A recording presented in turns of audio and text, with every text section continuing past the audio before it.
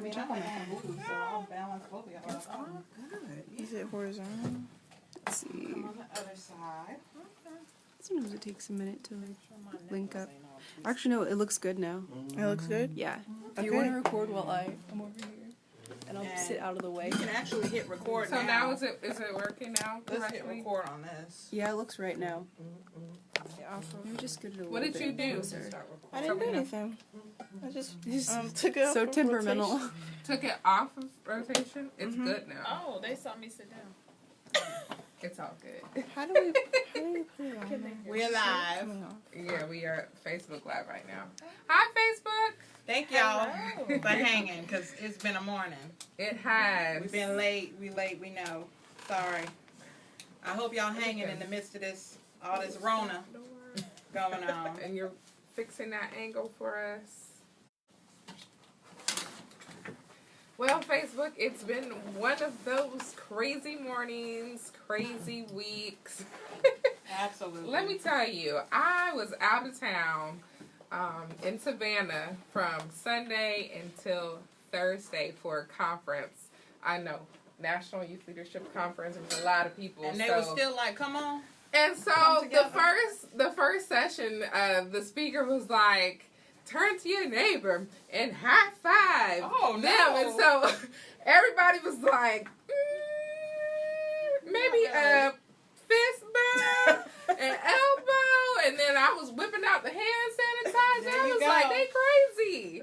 Talking about high five your neighbor and go greet 2 or 3 people that you don't know. I was like, oh, Lord. So it was a crazy week. What about you?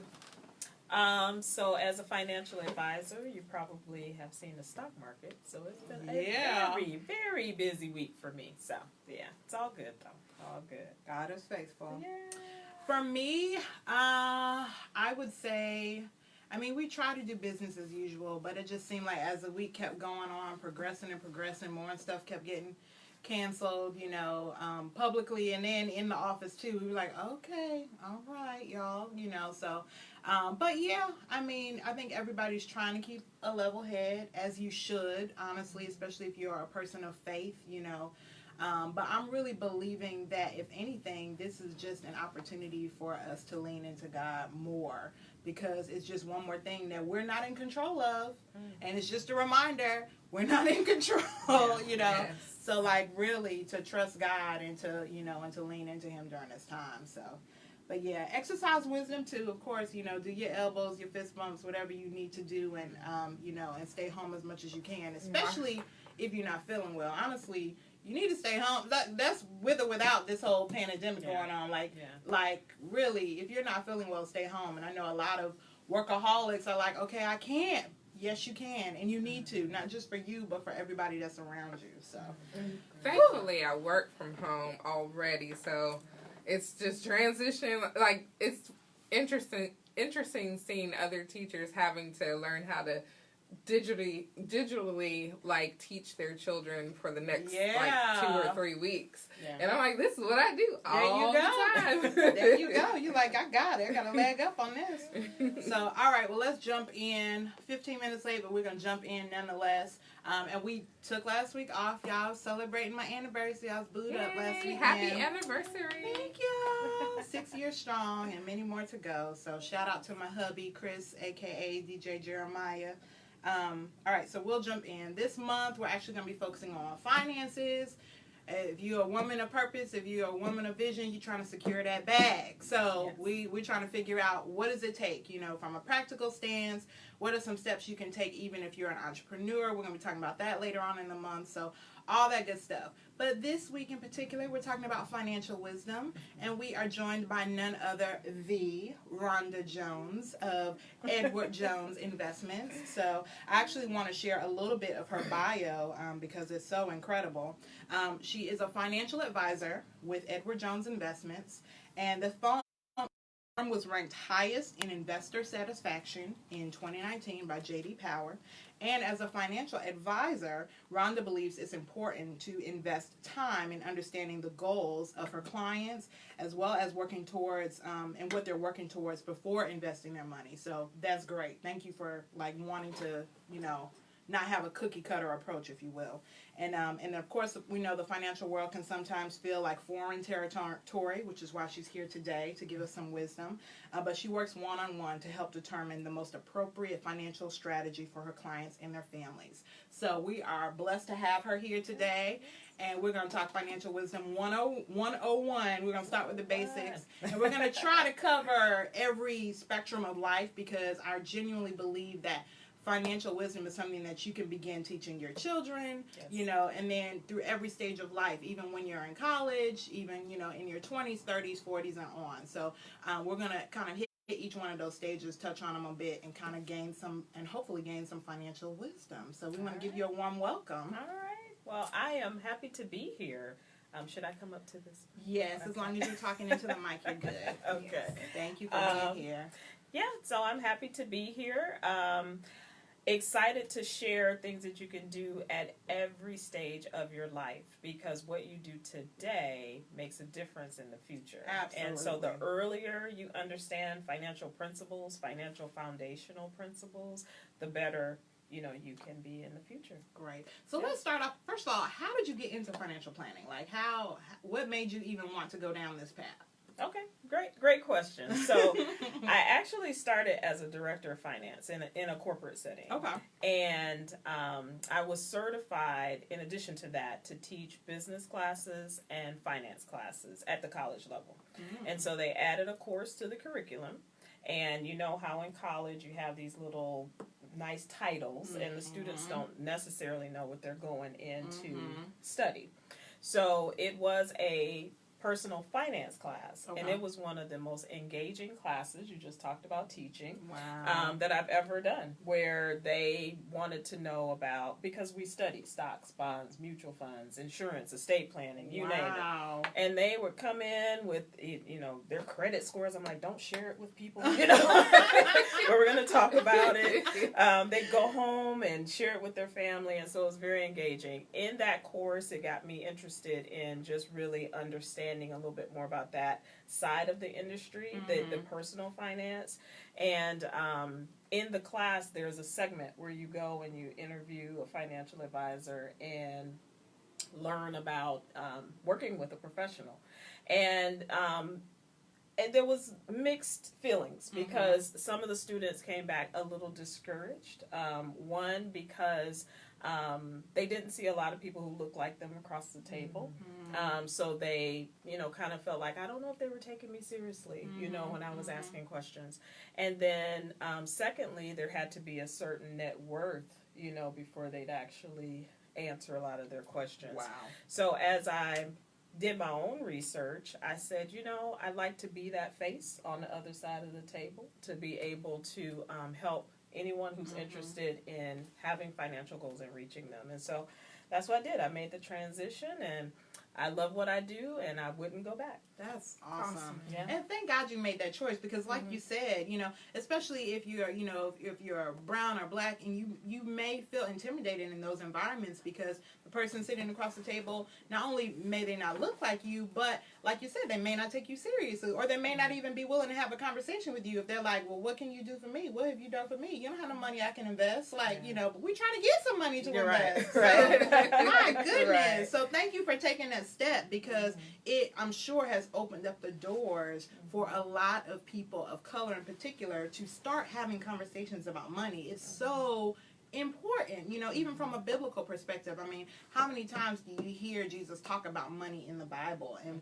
we still have this weird relationship with it? So we're going to try to dispel some of that today. Yes. So I'm grateful that you're here. Yes. So let's start I would say with the younger generation, even with children. What would you say is probably the a good age to start talking to your children about money? As soon as they can do math. Amen. You should start doing it. I did a session about 4 or 5 years ago at a high school. Someone asked me to come out and talk with teenagers who were getting ready to go off to college. So I said, yeah. I came out. It was a full auditorium, but more importantly, it was more adults than it was kids, because they said, hey, no one told me this when I was young, so I want to know. So I did a little activity with them, and I had them to write the budget down. So you're the child, you write the budget down, and the parent is going to kind of check and see what's right, what's wrong. What we found out is that children really think we spend the most money on the things we talk about the most. So they think food, because you're always like, okay, don't waste that food, or clothes. They had those as the biggest budget items, and things like mortgage and rent was the smallest, because they never hear about it. So I tell that story to say that you should sit down with your children as early as they can comprehend and share with them what you actually spend. Help them to understand to budget, and then that will lead to helping them to understand savings, which is something that they should start doing as they get into their 20s and things. That's awesome. Yeah. And you talk about that age in college, because I know for me, college, I grew up in a single-parent household, so my mother was very vocal with me. If we didn't have money for certain things, we didn't have money for certain things. So I knew certain things like that. But as far as like really managing finances for myself and really understanding the impact of my decisions, that didn't hit for me probably until college, which is like the age that you highlighted. So like, what are some things, in college and, even once you're entering your early 20s, like some things that steps that you should take, I should say, to start gaining financial wisdom, if you will. Even in that age when you're accumulating debt. Should you accumulate debt? How much debt should you accumulate? Should your parents co-sign? Like, there's a lot. That age to me is kind of like the passing of the baton age, where it's like trying to figure out how much responsibility you should share with your children versus how much, your parents should take on, if you will. And I have a 6-year-old. That's my oldest. And so she's in the age where she's learning how to count and identify different types of coins and how much is this. So what are some other ways that even young children, how parents can start implementing those types of financial wisdom concepts? Okay. Yeah, great. Let's start young and then we'll go on up. Okay, So, yeah. We'll start young, we'll go up. So things that you can do with young children. One, teach them. So there's an activity I do with kids that I tell them. It's called dimes, dollars, and dividends. Okay. Amen for dividends at a child's age. I'm like, did I know what a dividend was? So dimes are coin, right? So teach them to save coin. That gives them the spirit of, I need to save, right? So as they find coin around, as you go to the store, you use cash and you have coin. Because there's even apps now that people use as adults that, it rounds it up and it puts it in a savings. So give it to them visually so that they can put it in a jar, different things like that. Help them to learn that the dollar is earned. So give them a chore or something that they can do that they can earn the money. Amen for earning. Yes. Just saying. So even not something that they're going to do all the time, something that they'll choose, so they may say, okay, I will, mow the lawn if, they're old enough for that, or I will, sort something in a cabinet or a closet, whatever it is that they want to do that's fun for them, and you show them the earning. I also challenge parents to help children to understand their worth. So you don't tell them how much they should get, let them tell you. So they learn to negotiate salaries and their worth, and if they're too low, help them to understand that, well, that's going to take a lot of time to do, so maybe you should be earning this much for that. So you can do that with young kids. And then as they get old enough to kind of understand bills and budgets, do that. Some of the middle schools are taking children down to the Chick-fil-A Foundation for the Junior Achievement, where they get to kind of live the life of, if I was a police officer, if I was a nurse, or if I was a teacher. And it helps them to understand salary that they earn and how they dispense it out to pay their bills. So they do understand at least by that age. But for the little ones, coins, dollars, dividends, you start to teach them, like, if they have, hopefully they may not have a phone at 6, but hopefully no. But something that maybe they wear, show them that name brand is a company that actually makes money through investors.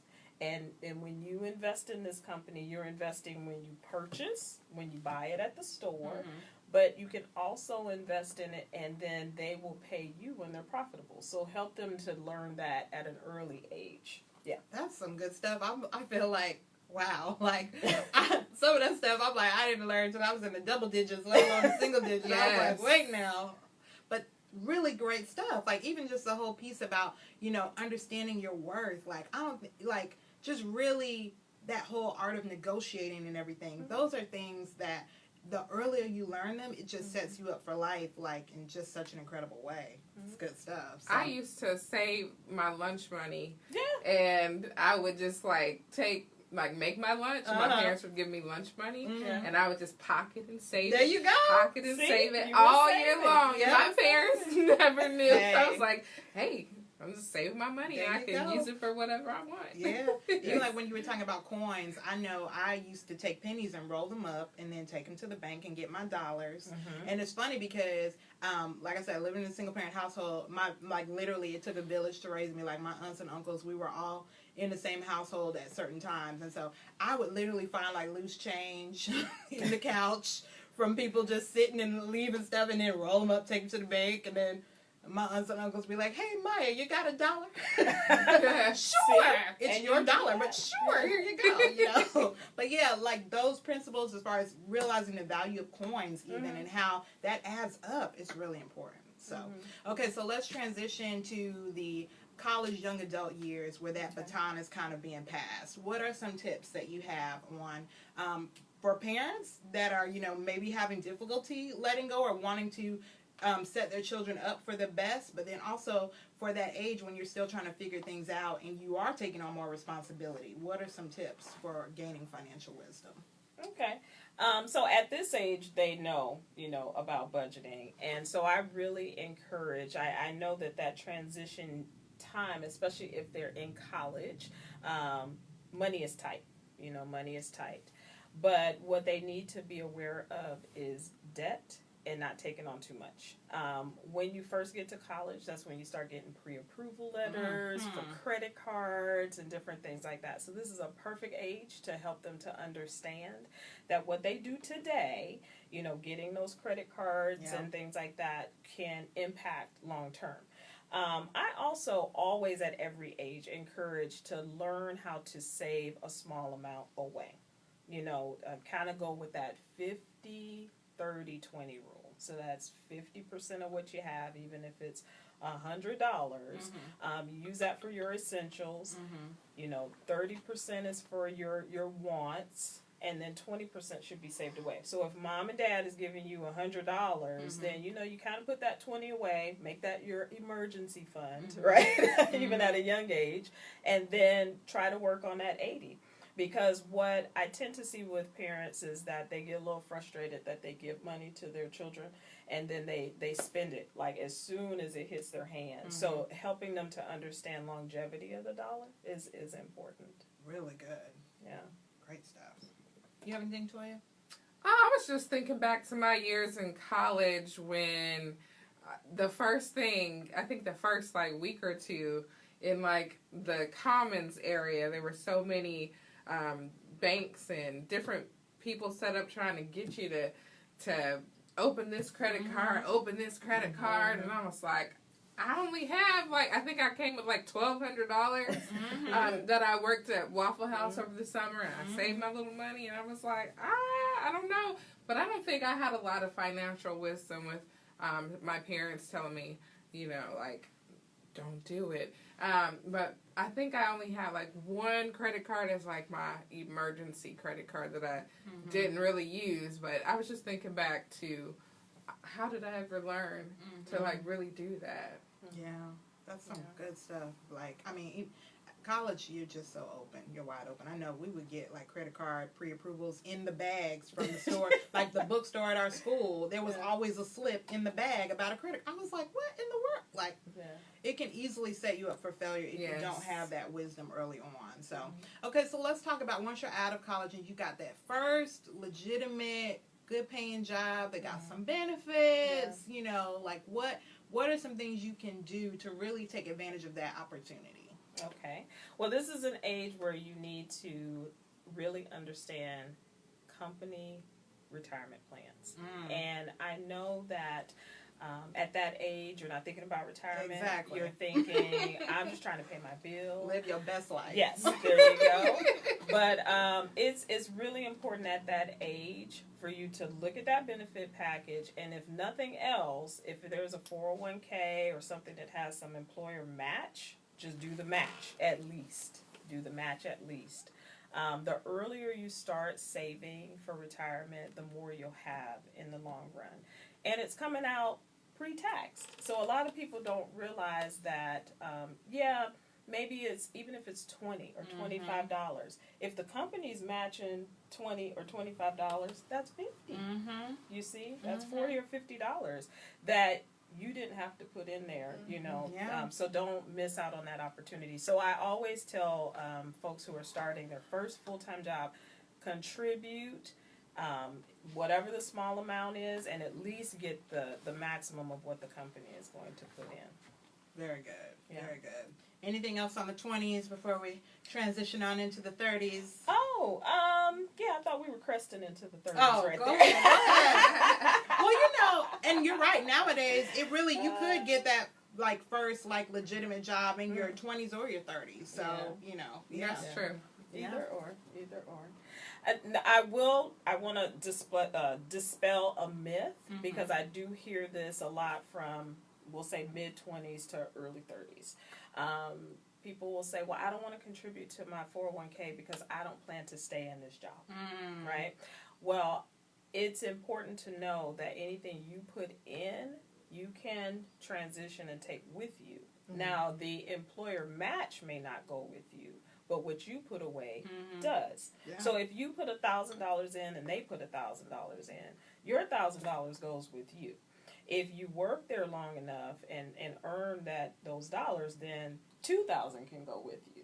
So I say still do it even if you don't plan to stay there, because that's money that you put away. And what you'll find is it's almost like when money is out of sight, out of mind, you tend to stay on plan of contributions. That's true. That's very true. When it's automatic, you know, even with your own personal savings, if you have that as an automatic withdrawal, it really does help. So that's a great It doesn't tip. give you the chance to be like, well, maybe I can use it for this. If it's just automatically withdrawn. Yeah. And I was always told to transfer it to a completely different account where it's hard for you to get the money right back. You know, where it might take that 3 to 5 business days. Like Kevin Hart say, well, the way my account is set up, savings go to the checking and the checking.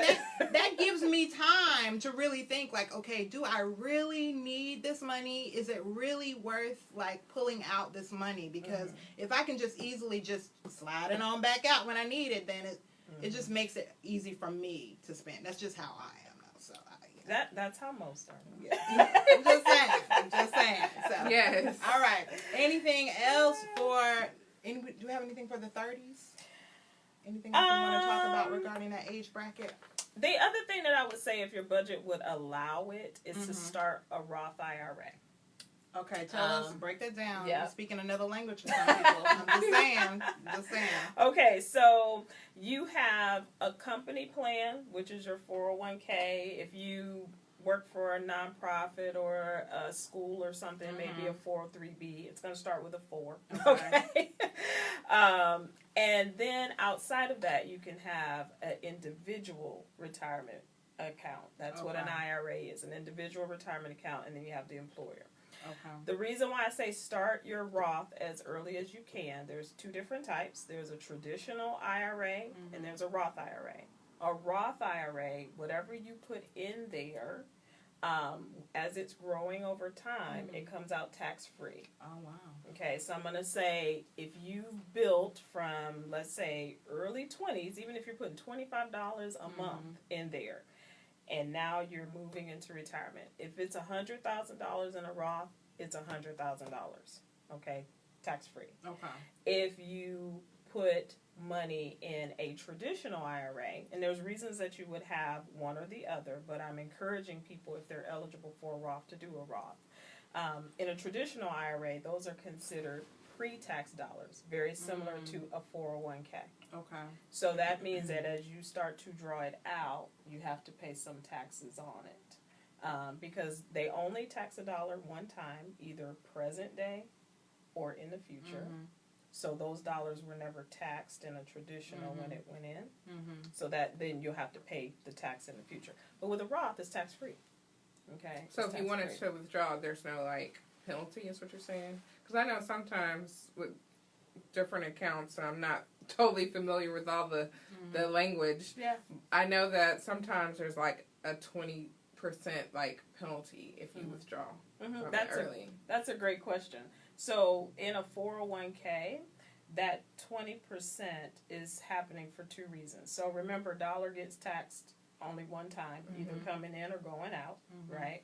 So it came through your payroll, and it was never taxed. Gotcha. So now when you go to take it out, they have to tax it. Gotcha. But if you take it out before you're 59 and a half, there's a penalty on top of that. So let's say you're 40 and you take it out, they have to tax the dollar once and then penalize it for you taking it out before 59 and a half. Wow. So you could just wait till you're 60 and then you won't get taxed, is what you're saying? Well, you'll still, in a 401k, you'll still get taxed one time. One time. So that's kind of the easy breakdown of that. Okay. So, but with the Roth, you are basically taking it out of your net income, so it's already been taxed. There you go. Taxed one time. Okay. And you're putting it in. And so that way, when you take it out, do you still have to wait till you're 59 and a half? Oh, great question. Okay. So another benefit of a Roth is, let's say you put $1,000 in. That's your principal. If you take it out before 59 and a half, we're talking just the principal, then there is no penalty for that. Principal in, principal out, Gotcha. no penalty. If that $1,000 has grown, say to $1,500, that $500 remains tax free as long as it stays in to your 59 and a half. Okay. Got it. Yeah. Gotcha. So now let's go back to your question of age. You're 30 or 25 or whatever, and you're putting in money into your Roth. And now, age 30, you have an emergency. A lot of people go to their 401k and they pull money out and they pay all those taxes. That's 20% Right. penalty. Right. But if you put it in your Roth and you have an emergency, you put in, as you said, net dollars, already taxed. so you can take it out without the 20%. Got it. Thank you for taking us to school. Like, thank you. I know that's a lot. understand that I know now. that's a lot. It's so But good, though. these are these principles that you, if Yeah. you learn them young, then you could be building an emergency fund inside of a Roth. Got it. That Very makes true. Food sense. for thought. Very true. Oh my goodness. All right, y'all. We're gonna tell you how to hook up. By the end of this, you all gonna know. So great stuff. Okay, so and I know we kind of blurring the lines here, but I just wanted to kind of make sure we kind of took different age brackets into consideration. So we have anything else for the 30s before we want to move to the 40s? No. Okay, so let's say for someone in their 40s, what are some steps they can take to gain some financial wisdom? Okay, so in your 40s, now your salary's pretty good. So, and if we kind of look at the journey that you've taken us on, Maya, as a child, you've learned about the dollar. The coins. You've learned the practice of saving. And then when you go to college, you reiterated that practice of saving. So now you're taking in your 30s and saving it in a vessel that's going to be tax efficient. Yep. Okay, so now you're in your 40s. Okay, so now in your 40s, you really need to start looking at your whole comprehensive plan. I call it your buckets of money. So you're working, you're contributing to 401k, you're contributing to Roth IRA, you probably have insurances of some sort, you might have a mortgage. So you need to look at everything comprehensively now. And really at that age, you want to start looking at your insurances. Because as you age, and a lot of times people don't start thinking about their insurances until they start to get older. But premiums get really high. And so you want, really, if you can afford it, to try and get it when you're younger. Take advantage of group plans at your jobs, and then a good term policy with a low premium. Okay. So you want to look at that. So wait, you're talking about a lot of different insurances here. So take me through, because some people may just be thinking car insurance or health I'm insurance thinking life or insurance. life But insurance. are you talking about life insurance? You probably are, but I'm saying like take us. You know what I mean? Mhm. Take us through. Are you talking about life insurance I'm specifically? talking about life insurance, yes, but also those other insurance. So it's a whole insurance kind of inventory. You want to look at all of them really, because with your health insurance, you have to start looking and saying, okay, does it have any long-term care benefits? Should I start looking at that? Not at that age. You'll start doing that in 50s. But for mortgages, cars, different things like that, life has kind of changed, and you just want to do an inventory. I've had people who have been with the same insurance company since they were 20, and now they're 40. 20 years, never looked at their premiums, because they're loyal to that brand. Wow. And that premium has actually creeped up over the years. So you want to look at all of it, but specifically life. Okay. So take us through the different types of life insurance options that are out there. Do you want to get that deep in the Well, not too deep. But when you said term, like term what does versus that mean? like whole. Yeah. Yes, because we have life insurance, and I want to know the difference, or I guess the benefits of having a whole life insurance plan versus a term life insurance plan. Like, which one is better? Pros and cons of both. Okay, pros and cons of both. You can do a whole segment on insurance. Oh my gosh. It sounds like it. It really does. Like, my head is already swimming like, whoa, okay. Okay, so the pros and cons of term and permanent. So, term is affordable, for one. Normally, your plan at your job is, it's a group plan, and if you leave, then the insurance ends in most cases. So that's why you do a inventory, because you may have what's called portable life insurance, meaning that it goes with you. So you leave, it goes with you. It's rare circumstances, but that does happen. And in that case, that company may have a plan where it is actually a permanent plan that you're paying into. So now you see why it's important to kind of do the inventory. Yes, very. Pull those benefit packages out and actually go in there and look and see what it is. So a term means that after a certain period of time, that term ends, insurance ends. The reason that 40 is pivotal is because you may have started that plan, or your parent may have started that plan when you were 20, and it's a 20-year term. It may be coming to an end. So my question is, once it comes to that end, what happens to all that money that you were paying during that 20-year term? Does it just go away? You don't get anything? That's correct. Wow. That's correct. So what I find when I'm sitting down with clients is that they may have gotten insurance when they were younger, and that term is getting ready to end. Now you are older, so your premium may go up because you're older. Insurance premiums go up with age. So if you're making decisions about insurance, I always tell people, don't delay on making that decision and say, oh, I'll do it in 5 years, I'll do it in 10 years. Because every time you're waiting, that premium is going up. So 40 is a good timeline, because you're still relatively healthy, right? You can still get a affordable premium, and if you do go back into another term policy, either 20-year, 25-year, or 30, right? If you're the average is about 20, right? Then that's going to take you into retirement. Gotcha. Right? So that's why that's a key pivotal time. If you start to wait until your 50s, premiums go up. They start to really accelerate after age 50. Gotcha. Yeah. Okay. Wow. And I know I'm about to open another can of worms I here, know, Maya. but that's what I do. And you be like, okay, we're gonna have another episode. But I do want you to talk a little bit about wills and or life estate planning. Okay, that's not the ages though. I know, but when is a good age to do a will? Because a lot of people are like, I don't want to do it until I'm on my deathbed. Okay, go ahead. Before you do that, you didn't explain the whole. That's right. Yes, go back to the whole. We'll whole come back. life. Okay. So with whole life, and you'll hear it coined as permanent, because it's with you permanently as long as you're paying the premium. it's with you. And normally it's going to be a level premium amount that you're going to pay from the time you start the policy until, mortality.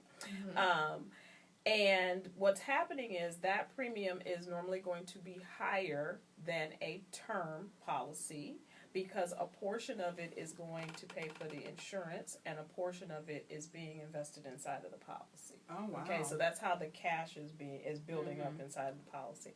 So, insurance, like I said, it can get really complicated. You could probably do a whole session on insurance, but that's the difference between the two, is that it's with you for a lifetime. So that question you asked, well, what happened to all those premiums that I paid? In a term policy, the term just ends. That's why it is a more affordable premium.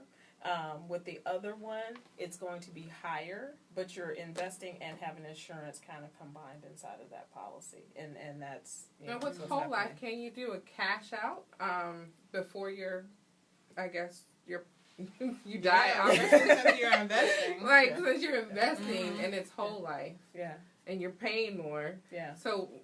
Can you take cash out at some point? If you have an emergency? Are you penalized or? We need a whole show. I know. We going in, Rhonda. You can tell we need financial wisdom. We're like, Lord help us. Go ahead, carry on. You can under certain contracts. So, it just depends on how the contract is structured. But to answer your question, yes, but you really need to look at how the contract is structured. Makes sense. Mm-hmm. Wow. Does that answer?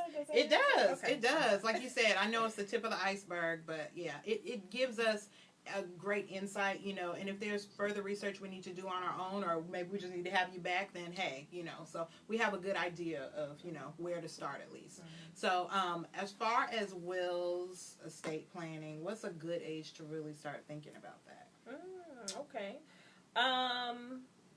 Well, once you have some assets to actually bequeath. Okay. Right. So a 20-year-old. Yeah, not a yeah. And the reason why I say once you have assets, it's about the assets, it's not about the age. Gotcha. So you could be, name an entertainer who's making millions of dollars and they're in their 20s. They need a will. Gotcha. Right? And then you can have someone who's 60 with very little assets and they could just put people on as beneficiaries and retitle their homes and things like that, and they may not need a full elaborate estate plan. So life insurance is essential, but as far as a will, really that is dependent upon your assets. Well, everybody should have a will of some sort, but an elaborate estate plan is based on your assets. That makes sense. That does. Wow. All right. Anything else for 40s before we go on into 50s? No, you're like no. All right. Talk to us about 50s, and we'll for the sake of time, we'll say 50s and beyond. If there if there are any key steps that people over the age of 50 should take to gain financial wisdom. Okay. Good. So at 50, now you're cresting on the the heels of retirement. So it's really about that. I say that is a ideal age if you have not already established a relationship with a financial professional to help you sort things out. Because you can see it could get, there's a lot of pieces to the puzzle. Really. And when you are in what I call your accumulation years, meaning you're putting money in your buckets, right? 401k, Roth, savings, all that stuff. You're putting it all in the bucket. Now you need someone to help you kind of strategize and say, okay, what do I do with all these buckets? So that's a good age to start interviewing and looking for someone to work with professionally. But more importantly, they're going to tell you, are you on track for retirement? And so you want to take advantage of what's called catch-ups. So there are already rules and regulations in place for retirement accounts where you can do catch-ups. So in your 401k, they give you an extra amount of money that you can put away in your 401k that someone under 50 can't to help you catch up and get on track if you didn't plan earlier. Same with IRAs. Same thing. This is also a good time if you're homeowners to look at your mortgage and start to look at your debt picture. So that journey we took, if you were prudent with your, debt young and learn not to, accumulate too much, then when you're in your 50s, you're going to start paying it down because you're really using that 50 to 60 to start formulating your life to be on a fixed income, right? Fixed income is not a bad word. Some people think that means I don't have enough money. Fixed income just means I know exactly how much I am going to pay for everything. It's not so much in that what we call discretionary bucket. You know, the kids are normally older, so you know you don't have to think about that you might have to be paying for them. Your routine in life starts to get a little bit more predictable. So pay down your debt, look at your mortgages, revisit your insurances if you need to, and take advantage of your catch-ups. Now, what about the woman or the person who's like, when I retire, I want to travel the world. What does a fixed income look like for something like that? Like, you know what I mean? Like, are you able to factor in, like, to me, I was just listening. I'm like, how do you factor in, like, fun? How do you factor in, like, life? It's like, fixed. I know. I'm like, so that's what your financial professional does for you. Okay. So let's just say, after you boil down everything, and you're like, okay, mortgage will be falling off soon, et cetera, you actually pad in inside the budget. How often do you want to travel? Gotcha. How much do you want to spend when you travel? Are you going abroad? We're in coronavirus territory. But not always, not forever.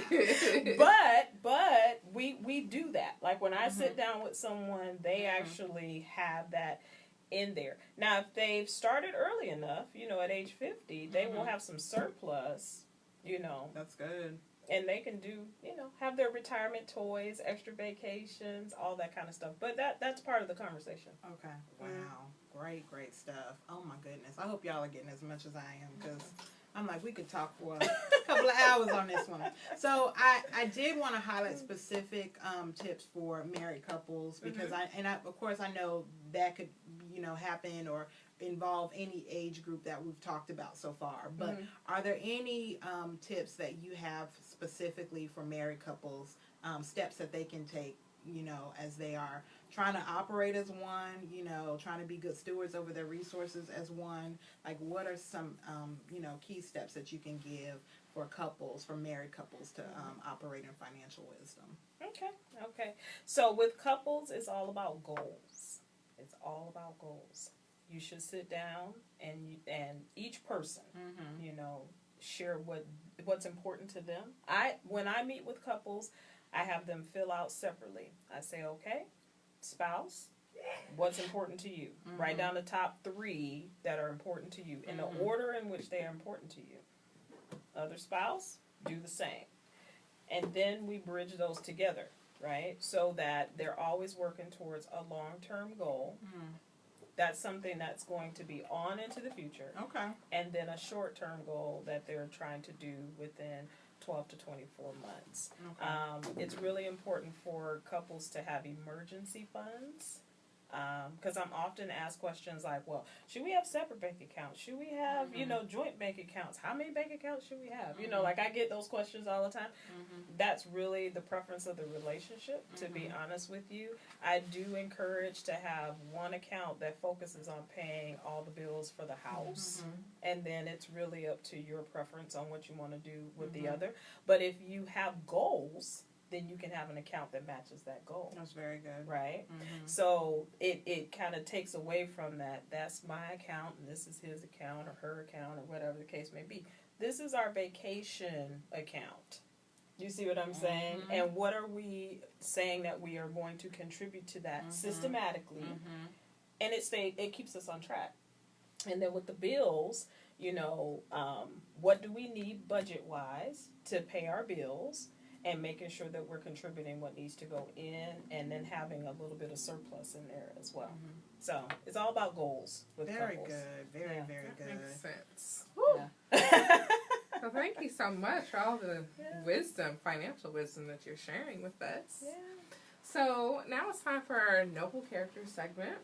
So if you know of a woman that you want to give praise to, a shout out, or recognize for making a difference in their family, their neighborhood, or on their job, then please go to our website at becomingevatoday.com and submit their name in the Noble Character tab. And so since we have you today. Yes. We're going to give you the honor of choosing our noble character today. Okay. Well, I would like to recognize her name is Nicole Jones, and she is a minister at her church. She does a lot in her community, and most recently, she started a business. It is called IamNicoleDJones.com, and what she focuses on, it's called Meal Plan. Now, when you hear that word, it sounds like food, right? But it's actually an acronym. M stands for mindset. E stands for education, which we're doing today. A is accountability. We need that as women. And then L is lifestyle. And we've talked a lot about this as well. And so she does things for women in the community to help them really have a holistic look at life. So that's awesome. Well, shout out to Nicole Jones. Yes, thank you for being our noble character acknowledgement this week. Awesome. Okay. And then we're going to talk about our BE challenge for this week. So for our BE challenge, I'm sure, you know, if you experienced anything that I experienced over the course of this last 40 so minutes, like there have been a lot of nuggets of financial wisdom that have been dropped. So the BE challenge for this week is to find one step that you can take to gain more financial wisdom. It may be opening a savings account if you don't have one, or if you're married, it may be, okay, let's do that exercise that you just talked about as far as writing out your top 3 goals each so that you can be on one accord and determining what those goals are, you know, or if you aren't contributing to a 401k, you know, maybe start contributing to your 401k or find out if your company matches, you know. There's so many different nuggets that you drop during this time, you know, the whole 50, 30, 20 rule, you know, like that whole thing, if you're not incorporating that in your regular spending, your regular budgeting. So